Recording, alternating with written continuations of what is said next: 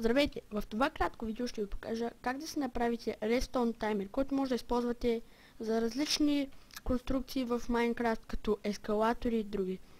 Смисълът е, че той изпраща на време, от време, което ви настройвате, пулсиращи сигнали. Ще ви покажа как работи, но първо да видим как се прави. За целта ще ви трябва 4 Redstone репитера, 5 Redstone и един активатор по ваш избор.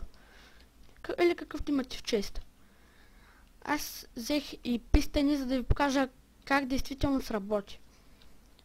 Слагаме 4 Redstone репитера по този начин. Запълваме тези пространства с Redstone и 5-то Redstone, което ни е останало, го слагаме по този начин.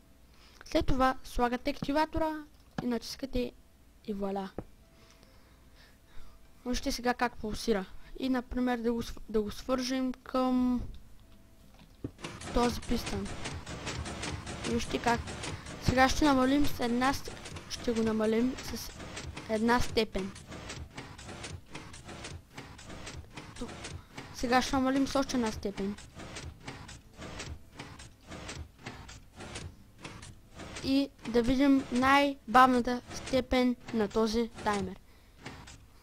Смисълът е, вижте как се върти токът и репитерите, както знаете, те забавят тока. Могат да го забавят, нали, като ги натиснем така върху тях. И вижте колко бавно и бавно натискат. Надявам се клипът да ви е харесал. Ако искате да гледате още уроци и други интересни видеота, се абонирайте за профила. Чао!